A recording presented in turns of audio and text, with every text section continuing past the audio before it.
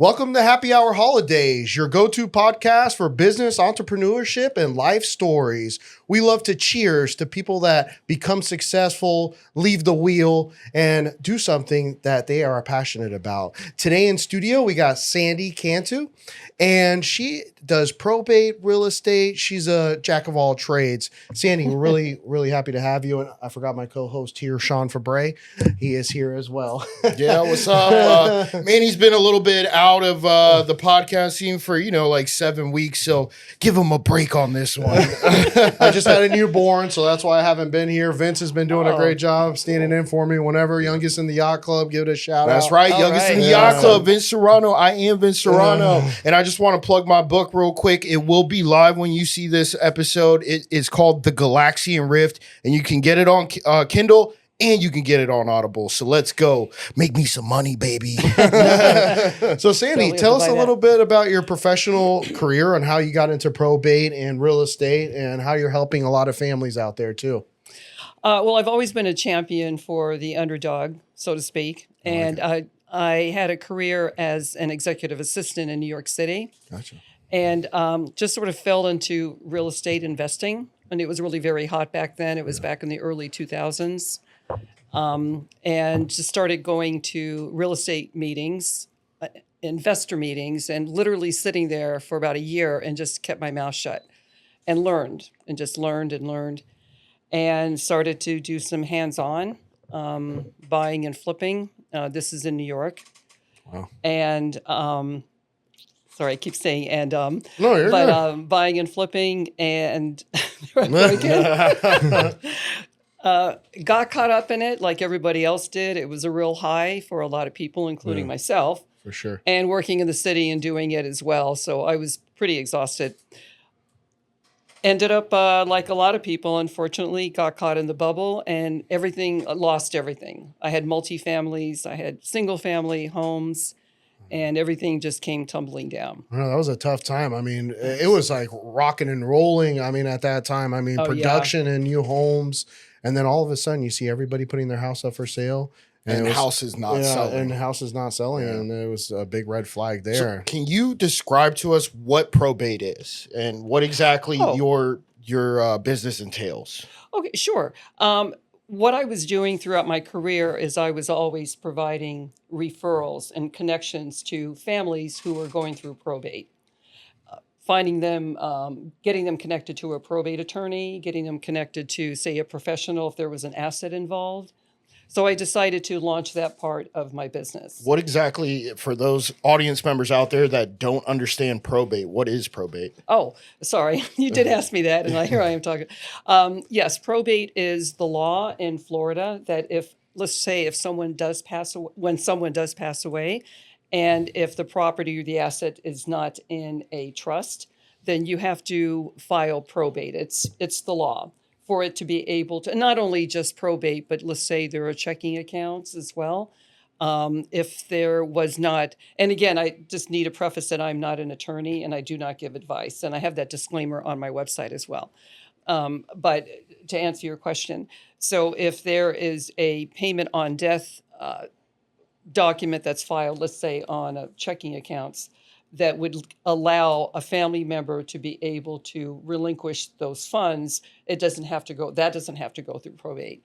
So we can get very tricky. Again, I'm not an attorney and I don't give advice, but that's part of it. Now, you mentioned something that I think is critical and it was kind of glossed over. If it's not in a trust. So one way to avoid probate court is to have your assets in a revocable or irrevocable trust, correct? Correct, yes. And is that a path that you see very few people doing? Very few. Is there a reason for that? That's a good question. I think it's lack of knowledge, right? Right. And maybe the family members or the loved one hasn't been educated with that, but it's very important. How do you see people today getting educated about this? I mean, where can you reach out to somebody to say, hey, instead of going through probate, maybe when I pass away and I want to have something that's very simple for my children, how are you seeing people get educated about this situation? That's a good question. I may start Doing education, right? Right. Again, it's not, I can't give legal advice, so it's somewhat of a gray area. But I think that it's important for people to know. And I hate to say this about attorneys, but we all know that it's a business, and attorneys do want to make a fee. Yeah. They want to make money. So perhaps they're not giving them that information, and maybe, I don't want to use the term steering, but perhaps not educating them the way they need to be.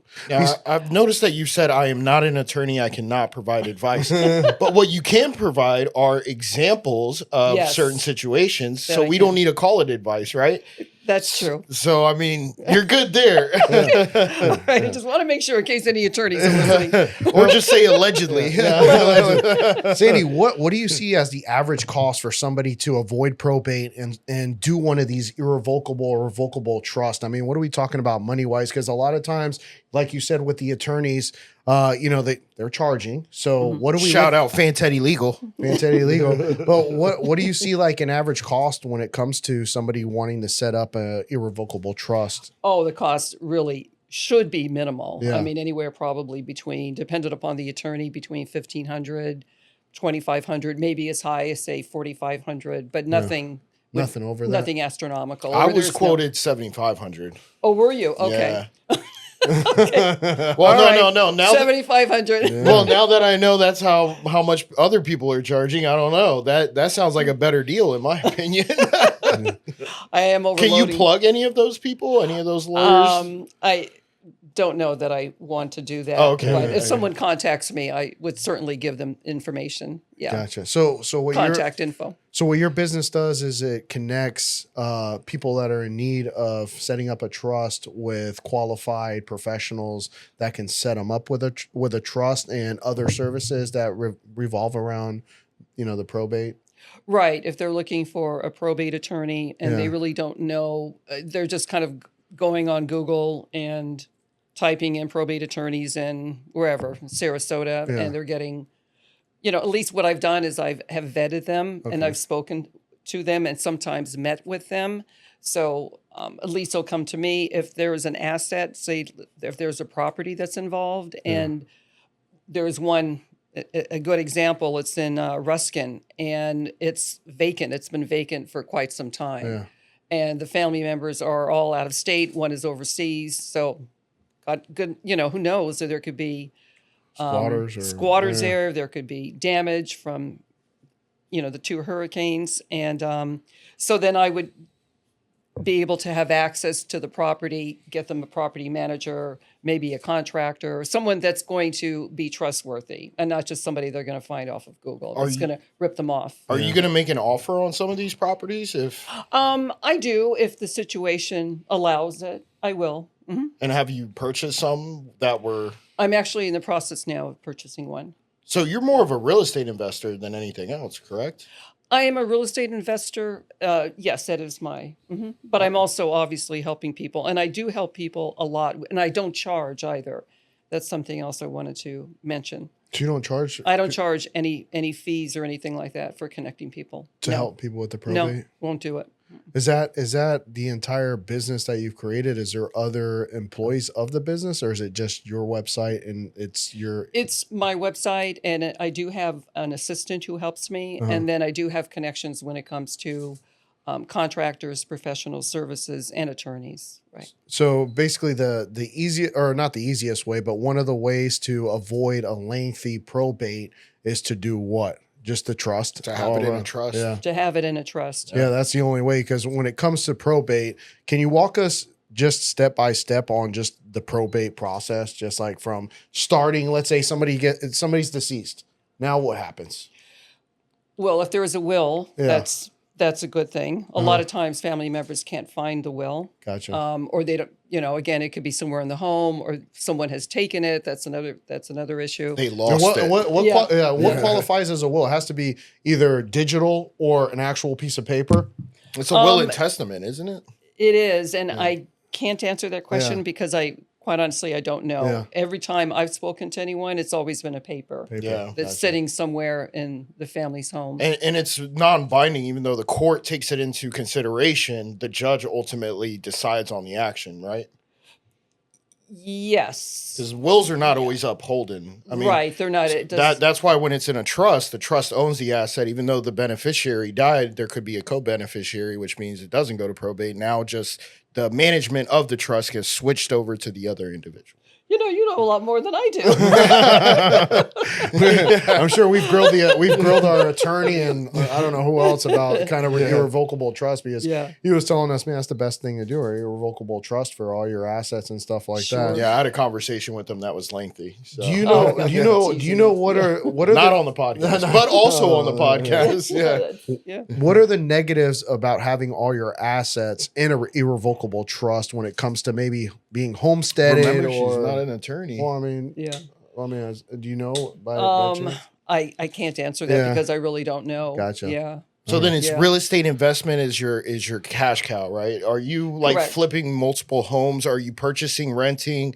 Are you doing the Burr method, which is buy, rehab, rent, repeat, that kind of thing, or refinance, repeat? Right. What was the I haven't done a Burr. I haven't done a Burr in a while. Well, the strategy for me when it comes to investing, I mean, to put my other hat on, is everyone has to be happy. The seller has to be happy. I need to be happy. And if there's an end buyer, then the end buyer has to be happy. So there has to be enough room.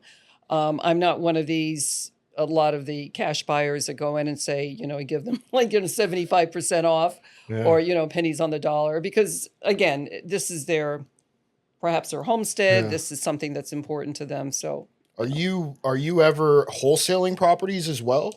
I have done that, yes, but only in Florida. I've invested in New York and Arizona and here. And I did the New York but you're not still investing in New York, right? Oh, I'm not. No. It's been years. So just recently, post 2008, post the housing market bubble, it's all just been Florida. How are you currently finding deals right now? Arizona. I was living out west for a short. I'm originally from out west. And moved back there for a couple of years, and then decided everybody wanted to be in Florida.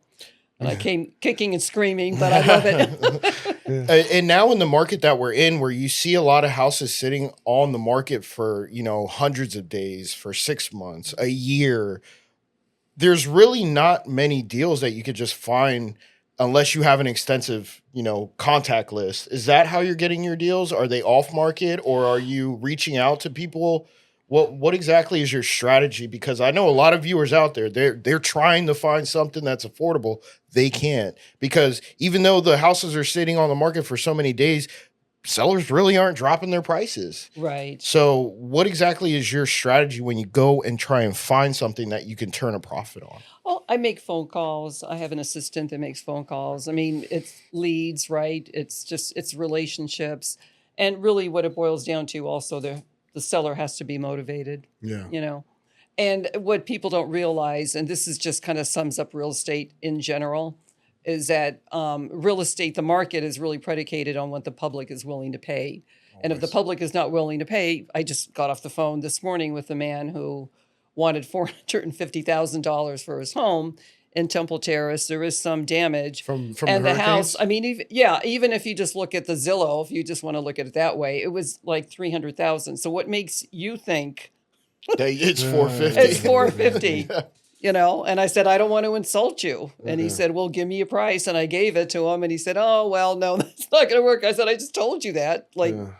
That's an issue that we have with one of our friends who will not be named, but he thinks his house is worth way more than what it actually was. And he listed it at a very generous amount, but has cut away at it over a period of 6 months. So I like what you said. The price of that house is predicated upon what the public is willing to pay. That's it. If nobody's willing to pay, hey, guess what? Maybe the house is not worth what you're asking. Right. Right. And Sandy, in this climate, like just starting off the year, I mean, it's been a tough real estate market to get houses sold. Did you kind of switch your strategy where you started doing more rentals instead of flips to kind of subsidize what, really the profit margin is? For me, I like to hold notes. Okay. So that's what I was doing a lot of in Arizona. Gotcha. Here, I pretty much just sell. I mean, eventually I'm going to get back into the rental market, but I've been a landlord before.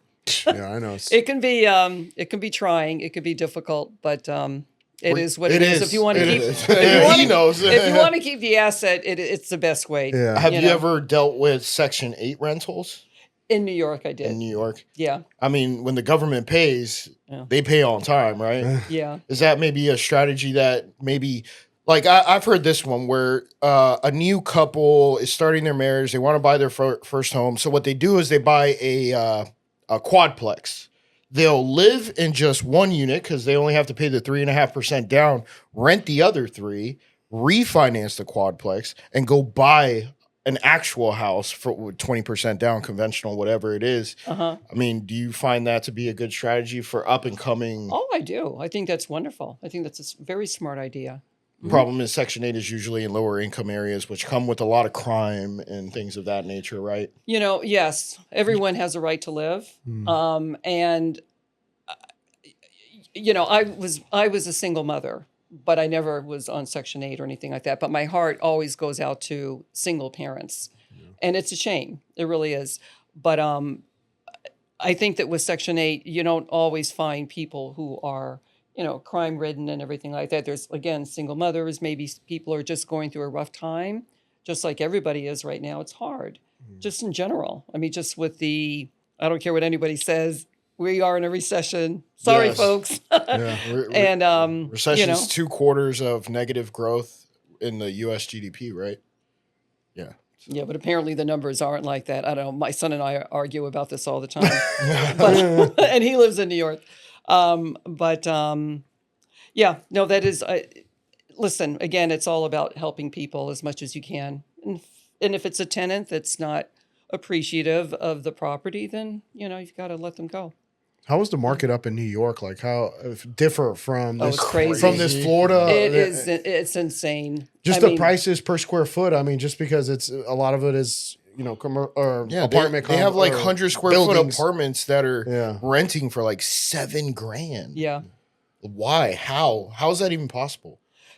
The salaries there are much higher. Yeah, he lives north of there. He lives in an area, county called Are you Orange talking County. about your son? Yeah. Oh, okay. Yeah, but it's still crazy there. I mean, it's still let's see.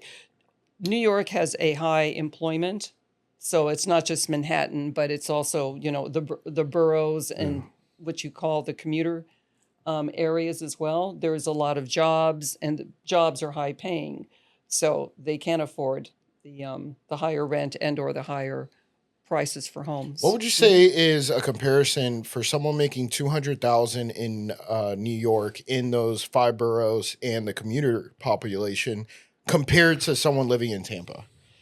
200,000. Yeah, that's a good question. Does that mean that people in Tampa would be making like 75?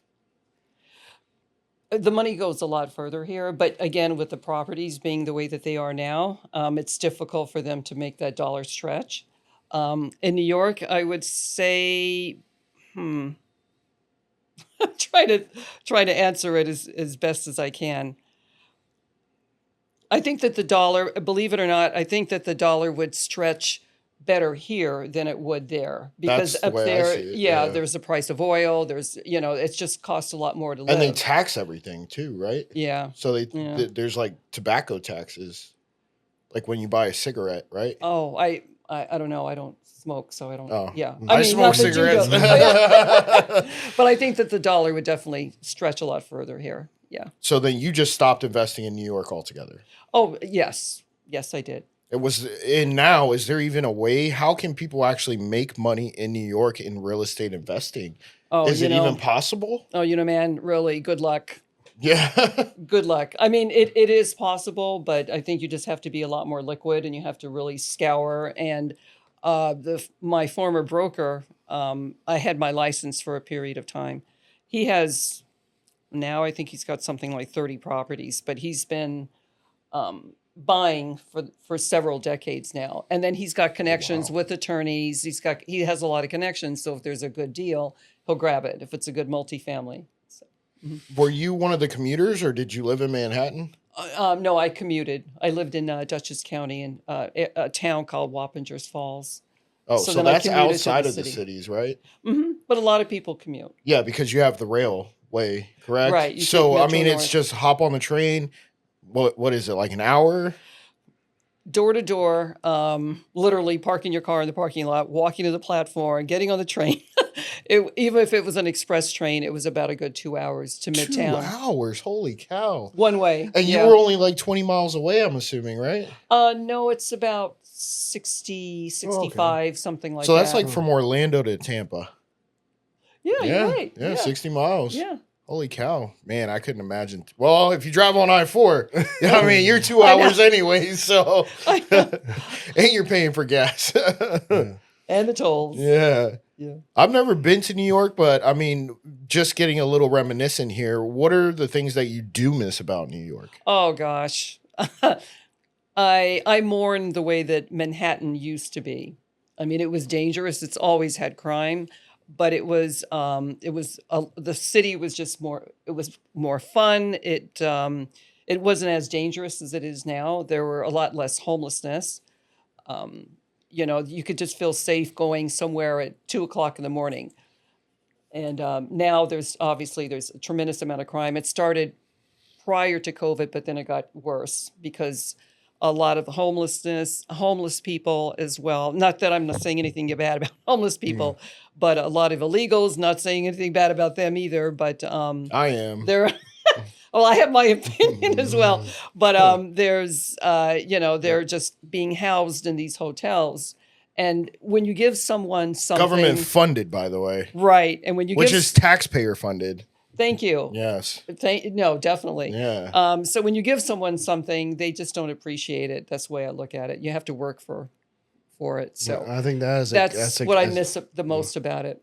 Yeah. Yeah, as a kid. So you missed the crime and the homelessness. That's, I think what you miss said. the Chinese food and the pizza and the Yankees. But yeah. At any time of the day, right? At any time of the day, you can walk outside and get a good meal. I mean, because most of those restaurants are open probably 24/7 or at least until 3 or 4. Are they? Maybe not 24/7. The diners, a lot of the Greek diners are open 24/7. 24/7. So you have a lot of opportunity.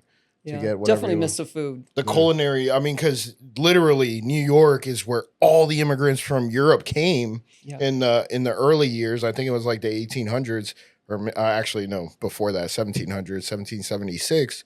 Boom, is the Constitution. But anyways, you get a lot of old school Greeks, a lot of old school Irishmen, a lot of old school just cooking from Europe, and it's family recipes, Italian even, passed down from generation to generation, right? Oh, definitely. No, the food there is phenomenal. Yeah. I haven't been there yet. I need to go there. Oh yeah, definitely put it on your bucket list. Yeah. Go see a play, just have some fun, hit some of the museums. It's fun. Yeah, no, I definitely want to. When we get back with Happy Hour Holidays, we'll continue with Sandy and we'll continue to find out more about probate, real estate, and New York and Arizona, everything. We'll be right back. We're back to Happy Hour Holidays here with Sandy. So Sandy, how do you safeguard your loved ones from the probate process or in general?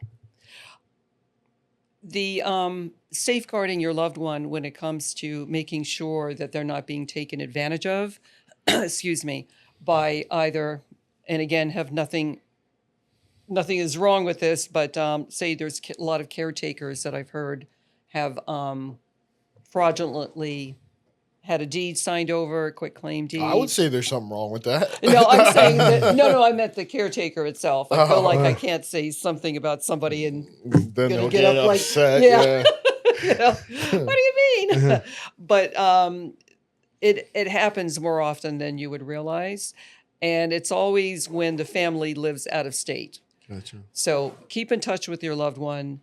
Go down, if you're in another state and if they live in Florida, come down, interview neighbors, talk to people, find out if there's an attorney, talk to the caretaker, make sure that there's nothing fraudulent going on, and just always keep in touch because that person that you think you can trust may be taking advantage and robbing the person blind, basically, is putting it in a nutshell. So really for people that have no family or, they're not really close with their families, I mean, what kind of advice can you give to that person? I mean, I don't know if they care where their stuff goes. Maybe, I mean, they want to give it to a friend or something. Yeah. But what would you say for people like that don't really have any family, they're not really close? I mean, what do you do in that situation?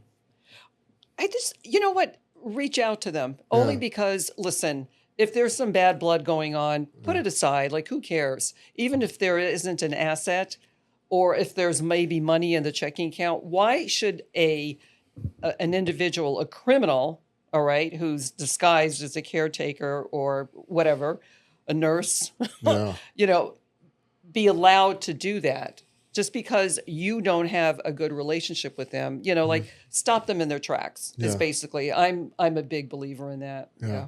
And how do you feel technology has changed the process, or from when probate started to what it is now? Or has it had any impact? I think it has had impact. I mean, in a positive way. I'd like to think that. Yeah, for sure. No, I mean, it definitely, I feel like technology has changed a lot of industries, but I guess when it comes to pen and paper, it's still the same thing, right? I mean, you still need it. But how about in real estate? How do you feel like technology has changed from when you started investing to now when it comes to that? Oh, wow. Yeah. Because there was totally no Zillow different. estimates, right? There was no Zillow. There was, you know, I was telling, and I know I can make this public information now, but back then, in order to find out a lot of the foreclosures, I knew process servers. So rather than, I was working in the city, so I couldn't take time off to go to the local county clerk's office looking for postings. So they would just, you know, give me their leads and I would pay them. Gotcha. So, yeah. So that obviously has changed. And when it comes to values, obviously, you know, there's no Zillow or Redfin to tell you what you think you want to hear or want to know. And obviously it's cut out a lot of the middleman, you know, agents and whatnot. Yeah, I mean, it does. And what do you feel after this whole thing with NAR happened with the realtors and all this? Where do you see that representation for, you know, sellers and buyers going? Do you actually think that there's still going to be realtors around, or you think it's just going to be like a Zillow or, you know, a Redfin that's just going to take over the market? I mean, where do you see realtors going now in the future after all this happened? Because, I mean, really, you know, going into the MLS and now not knowing what the commission is, and maybe some sellers being like, well, you know, your commission as a buyer's agent really depends on what my seller's bottom line is, you know? So it's really very vague when it comes to what's going to happen to the real estate agents. Are they still going to be around? I mean, to me, myself, I'm still kind of curious about the whole situation. I think it's a good way to weed out the bad ones, or the ones that are lazy, or they think that they would have been able to make a quick buck. Yeah. I cannot tell you how many stories that I've heard from people, and I've also experienced some advice from a real estate agent and or broker who really doesn't know the business and doesn't know the market, and also will not tell you the truth. Yeah. You know, so it weeds them out. Yeah. And I mean, and also the biggest thing is that a lot of people end up using their friends or family that only done one deal. I mean, what advice can you give? I mean, to people that do that? I mean, it's definitely better to find somebody who's doing it full time than have somebody who has no idea. I recently went through that because I had flipped a manufactured home in Citrus County, and I knew a broker there and connected really well. Very savvy woman, extremely savvy, from Jersey, just really hip. But what she didn't know and what I didn't realize is that she did not understand the manufactured homes, you know, the mobile homes arena. And she gave me too high of a price. I always thought it was high, and I was like, well, whatever, maybe it'll sell at that. And I ended up firing her and hiring another agent who knew the, the process of it better. Because again, don't forget, this Florida was totally new to me versus Arizona and New York. So, yeah. And so, yeah, don't go with a friend. Yeah. Don't do them a favor, because it really boils down to its business. Have you considered maybe just reactivating your license? Is there reciprocity between New York and Florida in terms of real estate? No, I haven't had my license, and I don't think it is reciprocal. I think it is between Florida and Connecticut. And that's funny because Manuel, for the longest time, wanted me to get my license, and I came that close. Really? Yeah. I don't want to. Yeah. I really don't want to, because I wouldn't have the freedom to do what I'm doing now, being an investor and Well, the Florida I meant probate. getting your license just so you can cut out the commission that you would have to pay a realtor who's representing you as a buyer. You know, I'll be honest with you. I don't mind paying. And I don't mind if it's someone that really does their job, I'm more than happy to give them money. Really, that's the way I look at it. And that way it just takes a lot of nonsense away from me. Yeah, So, if they're no, adding, I'm fine. if they're I'm adding the fine with it. value to your Oh, business, yeah, go I mean, for why it. not? You know, Did you ever have a flip that was completely something that you should have never bought and it was just a trash house? I think everybody's had one of those. Oh, right? yeah. If you, Oh man, the one that I did in Citrus County, I don't want to say that it was tough because it was a mobile home that I demolished. I bought a used one at Duval County in Arcadia, had it shipped there, had it transported there, then all the permits and everything, and then had it rehabbed, and then put it on the market. I think my only regret was that I missed like that 3-month mark because the market started to decrease. So I look at it that if I didn't make the money, I didn't lose it. But still, it would have been nice to make a little bit more. So. How much did you buy that property for? It was 35,000, I think. yeah. In Citrus County? Yeah, No it way. was an acre and a quarter. Had well, had all the improvements. And then how much Oh. did you buy the used trailer for? Uh, Or manufactured home? it was a double wide. It was 25,000. 25. So then you're all into it for 60. And then you have but there to, was now you more, have to too. rehab Yeah. it too. At a rehab, and I moved an electric pole. I put down sod in the front and the back. Had to upgrade the electric. It was a lot of work. Was it like $100,000 worth of work? Oh gosh, it seemed like it was. I don't think it was. It was probably that high. I Yeah. don't have the number off the top of my head. I'm sorry, but And then how much does a property like that, can it sell for potentially? I sold it for 200. Oh, well, Yeah. dog- So it So wasn't yeah, bad. so you made It money. wasn't bad. that's a creative way to kind of because wasn't bad. Yeah. all these flipper or all the people looking for fixer uppers and stuff, they're texting you, hey, do you have any distressed properties and all this, but nobody ever thinks about doing some manufactured homes because I mean you avoid the impact fees if it already has a septic, a well, so Just got to move a pole. pole. I did have to add another leach field as well because it was a 3-bedroom versus a 2. So there was Okay. that. I'm sorry, it was a 4-bedroom. But I looked at it because I provided quality to the neighbors because they were sick and tired of the previous owner that Yeah. was there and the squatters that were there and all the nonsense that was going on. And sold it to a family from, I think it was Minnesota. Oh wow. And yeah, Second so then home they have, probably. they sold their place. Oh, So they then did. they moved to Florida. So, I improved the neighborhood, I improved their lives, and I made money at the same time. And so did my agent. And And she was worth every penny. Yeah, there's actually a lot of great places in Citrus County. I love Lecanto. I used to drive Yeah. in Lecanto to photograph homes, and I got to tell you, it's very peaceful because there's nothing around, but there's golf courses around. But not only that, but a lot of the buildings are new. I mean, they have a lot of new construction out there. There's a lot of land that you could buy. Yes, sure, you probably have to clear and grub it. But I mean, overall, I like Citrus County. I really love do. it. It really is. I want to move to beautiful. Dade City is where I want to move to. And Oh, cool. yeah, but tornadoes and stuff. Oh, yeah. What? Yeah, dude. Open fields. I know. There's tornadoes yeah. in open fields, Yeah, man. No, you're right. Sandy, after Hurricane Milton, Hurricane Helene, where do you see these, the coastal properties? How do you see the state of real estate in those areas going to? Because I've heard a lot about FEMA, about how much you can improve. You can only improve so much before you have to bring it up to code. A lot of people are trying to see what they want to do with their properties. I mean, we have investors, going after, properties there. Maybe, Oh, yeah. I Oh, mean, yeah. I still Oh, yeah. think, at this point, a lot of people are heartbroken and they really don't want to sell it for just the land. But at the end of the day, it might get to the point where you might have to just sell it for the land if you're only able to put so much money into it. Can you kind of tell us a little bit about what you're thinking that those coastal houses are the houses in the inland areas going to be more expensive because now everybody's leaving the coast to go more inland? So is that going to drive up prices I don't there? think anybody's ever going to leave the coast.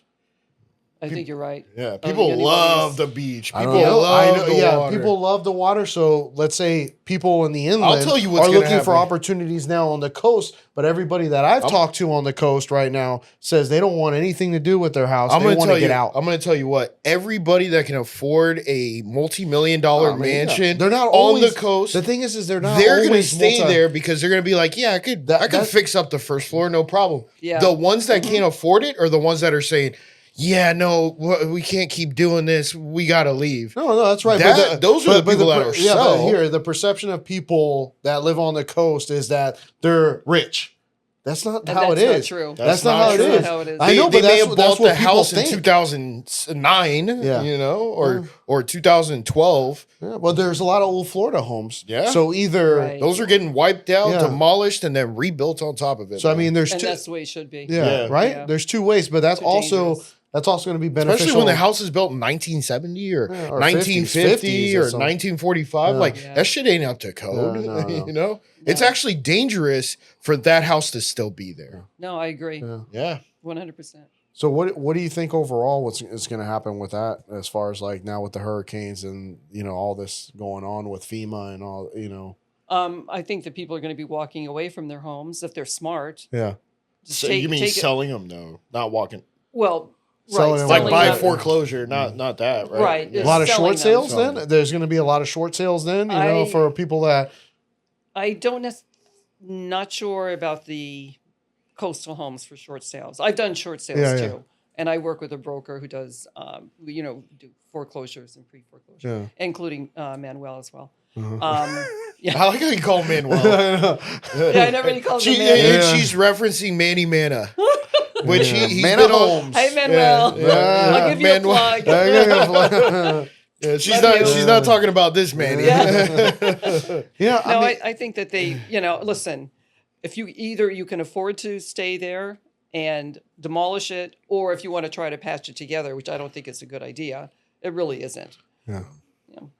Yeah, no, that's my feeling too. I feel like when it comes to these houses, I know it's better for the county as well if they get, if they tear them down and build a more luxury house. I mean, if it's elevation 12 or whatever it is, because now it's going to be tax assessed at a higher value, which is going to bring in more taxes for the value on that.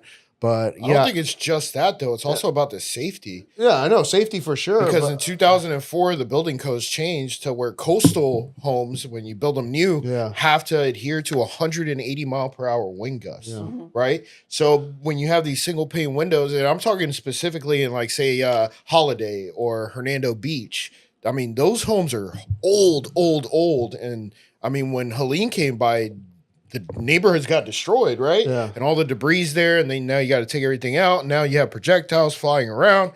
It only makes sense to demolish those homes, or do you and think, it would Yes. improve not only Yeah, the but you have to have the area, money to do it. but If it's- you don't have the money, then sell what? the house, boom, new Or, construction. or do they'll you think it. people are going to abandon the house? They'll probably abandon the Let it house go because they're foreclosure. like, okay, well, I don't know about that, but Why what I'm not? saying is once it's not only going to impact the coast, it's also going to impact areas Yeah, near flood those area. Yeah, flood neighborhoods. areas. So it's not only going to raise the value of those neighborhoods. You go 5 miles in, they're going to be like, oh, you only live 5 miles from, Holiday. And imagine if Holiday was literally a holiday.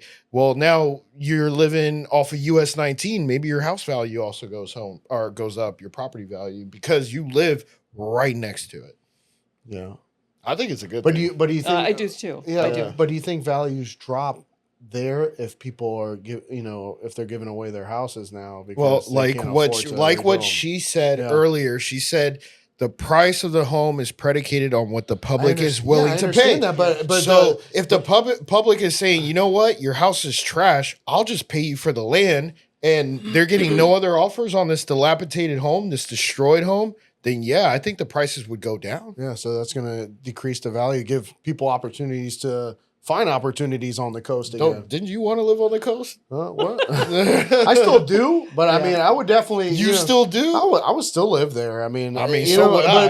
but with the right house, right? On stilts. I mean, Yeah, with the that's it. old Florida home, it's just not going to work. It's especially, and there should never be one. The biggest thing is framed homes in Florida Oh, That shouldn't gosh. even exist. It shouldn't. Number one I is agree 100%. yeah, because we have one of the best environments for termites. That's number one. And then the second thing is obviously we live in a hurricane prone state. Yeah. So I mean, if the build, and the thing is you go back to, okay, these people have been living here for 30 years. How are you going to tell them, hey, you need to tear down your house and build something concrete block? It's just not going to happen. Right, can happen, and it does happen, bro. It happens all the time, in like off of Bayshore, off of West Shore, even. If people have the money, bro, if you're living down there, they have the money to.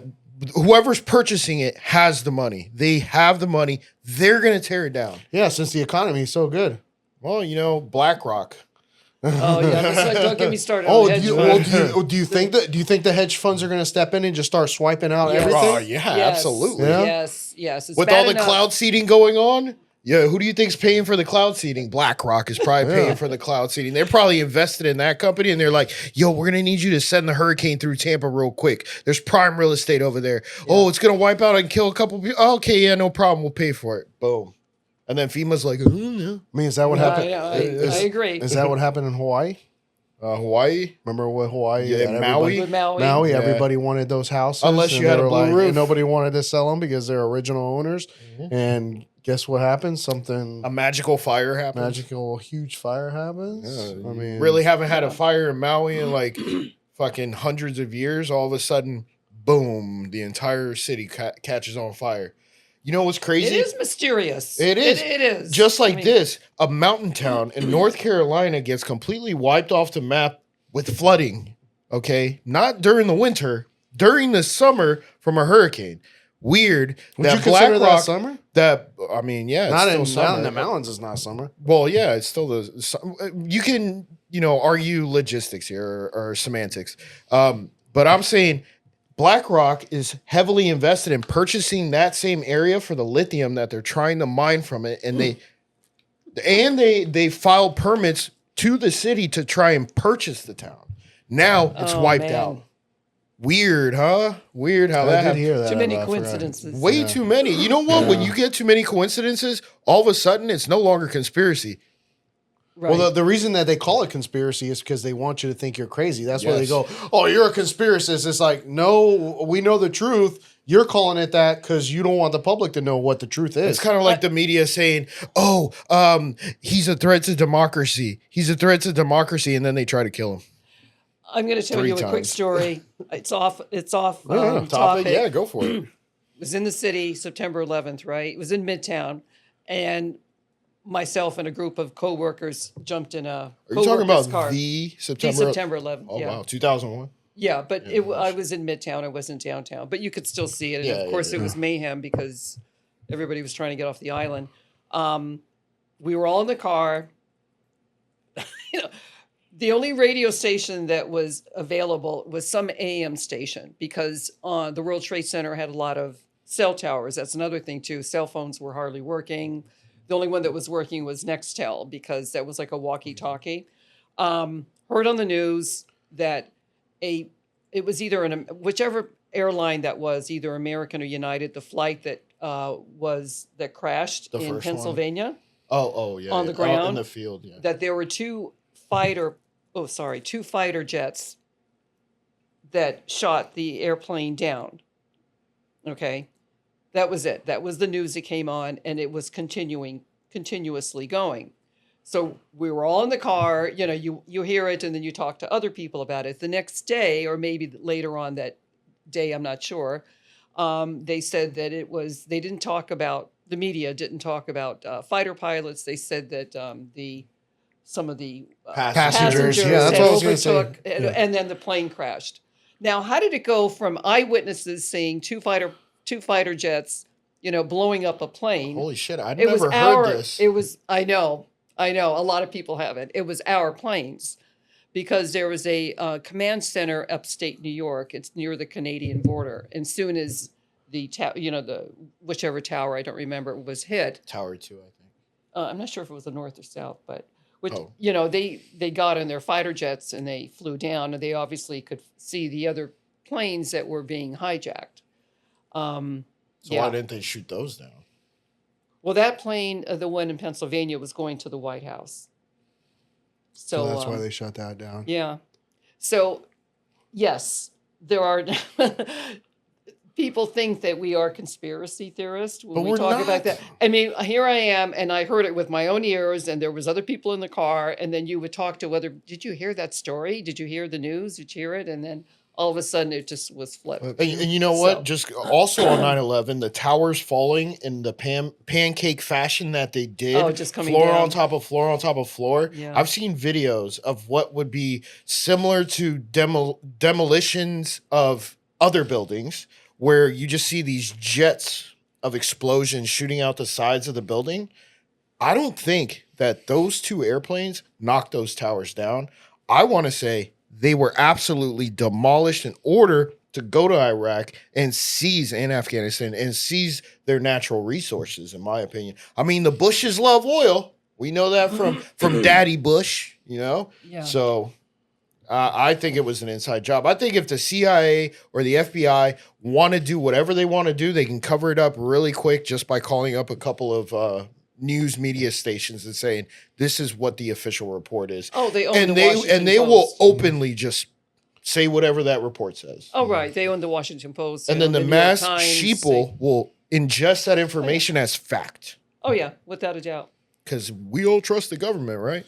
No, but you just can't get your news from mainstream media anymore. They've lost all accountability as far as what they're telling you. It's just, you know, at least I know in this generation too. Like I don't look at the mainstream media for nothing. Fuck no. You know? Oh yeah, no. I mean, neither do I. I don't even watch TV. I stream. You know, even you know, sometimes with these hurricanes, the way they put so much fear in so many people. I mean, you never know. Like, is this to It's make going to be sales? a level you know, of destruction unimaginable in the Tampa Bay area. Yeah. It's like, yo, Helene was worse than Milton. Yeah, from the storm surge. Yeah.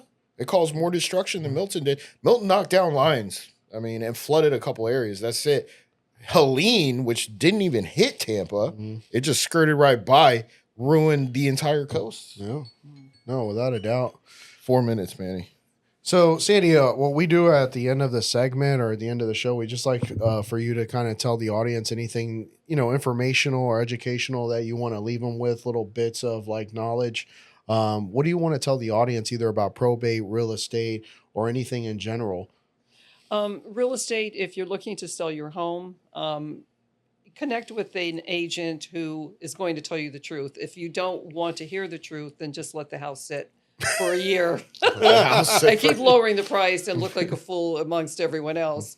And find yourself a good agent and interview several of them as well. If you have any questions, you can always contact me. As far as probate, oh gosh, please, I can't say it enough. Please, please, please be in touch with your loved one. Find out what the process is. Interview a couple of attorneys. If you don't feel comfortable, reach out to me because I have done a lot of vetting. If you need a contractor, if there's an asset and you need a contractor or some kind of work done, I can connect you with the right people as well. Again, I do not charge. How can they reach out to you? Through my website, which is floridaprobatecare.com, or my other website, which is sandybuysHouses.com. Perfect. Well, Sandy, we really appreciate your time. And and before we go, I wanted to I'm plugging this hard. Go download my book or get the audiobook, The Galaxian Rift. It's a sci-fi epic space opera odyssey. All right. Oh, it sounds cool. Yeah, it's amazing. I'm going to tell you, there's going to be a time where that shit is on the big screen. And you heard it right here first. It still needs to be approved by Kindle. No. It's in publishing right now. It just got approved. Cool. It got approved right now? Yeah. But, I mean, they're not going to see this until later. So I'm saying it's available. I think it got flagged. Cool. It did not get flagged. And the audiobook will be up as well. By the time you guys see this podcast, the audiobook will be up too. And it's got character voices, everything, narrators. All the characters have different voices. Narrator's got a different voice. So you're like watching it, but really you're deaf and watching, or not deaf, blind and watching it. If you're a blind person watching a movie, that's exactly what it would be like. He knows how to change his voices to 50 Awesome. different characters. Awesome. 111. 111 different characters. You're real Mel Blanc.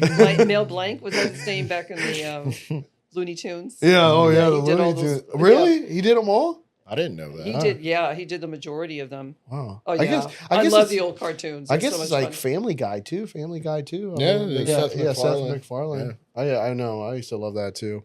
Well, thank you everybody for tuning in to Happy Hour Holidays. Make sure you like, comment, and subscribe. Check us out on social media: Instagram, TikTok, Facebook.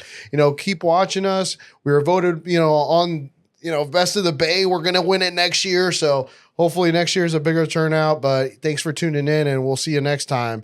Go out there and make something happen, and don't sleep on your couch and do nothing. All right. And welcome Thank back, you. Manny. And thanks, you. Sandy, for coming on. Thank you for having me. Thank you. All right, peace.